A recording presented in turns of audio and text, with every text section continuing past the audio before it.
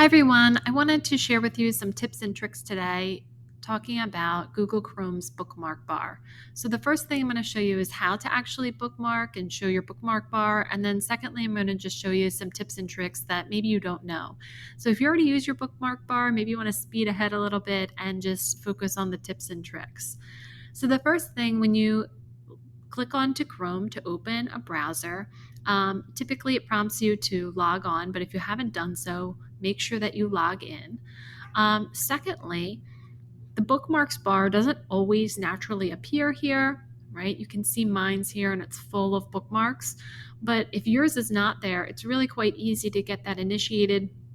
You come up here to the three dots, and then you are going to hover over bookmarks, and then you just want to make sure you select show bookmarks bar. So your bookmarks bar is right here. This will always appear when you log into your Google Chrome account. And that's what's really nice. You can log into any computer and your bookmarks will stick with you because they're stuck with your Google Chrome profile.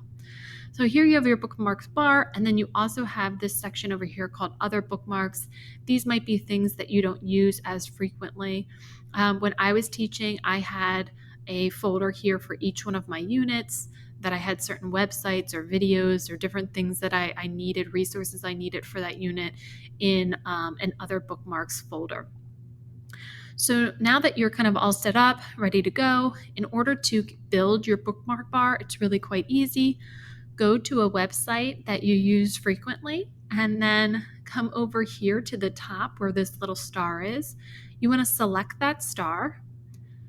Once you do, it gives it a name automatically. You can change that however you would like the name to be or appear.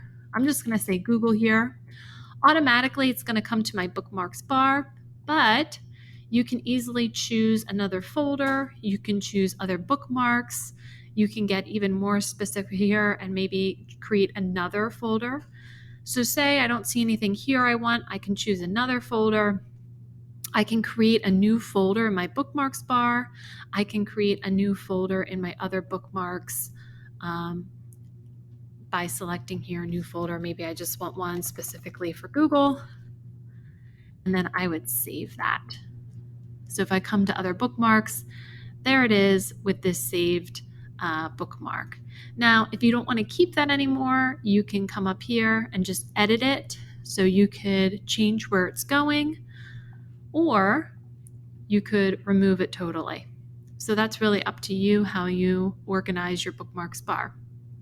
Now, once you have it all set here, you might have a ton of bookmarks like me, and you constantly need more space for bookmarks because you're using things so frequently. What you can see, some of my bookmarks here, it's just the symbol. And this is how I set it up because I know like this is Gmail, I know this is Canvas, Google Keep, and I want to have more room here and I don't need all these titles on everything. So let me show you how you can shorten this up if you know the symbol that goes with it. What you'll do is you will right click on it and then you will select edit. And when you do that, your name appears there, but you're just going to delete that. Leave it blank and then select save. Once you do, you can see this is shortened now to just the symbol. E-Hall Pass, that's a pretty recognizable one for me, so I don't need to have the name there. And I'll select save, and then I just have the symbol.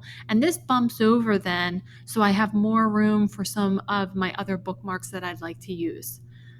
Now, the other thing that you might find useful is opening all the tabs in a particular folder that you've created for bookmarks. So say I come in here and I have this one, my help desk folder. If I right click on the help desk folder, I can open all four of these tabs. One thing that I really like is this one down here where it says open all four tabs in a new group. So when I select this, it opens all the tabs into a new group, and it's already titled help desk, but I can change it to something else. And so all these tabs are linked, and again, I can shorten these or expand them, right, or close the group if I need to. But that way they're all linked together, and it's just a little bit more of a seamless use of some of those resources that I might need for that day's lesson. I hope you found this helpful. and have a great day.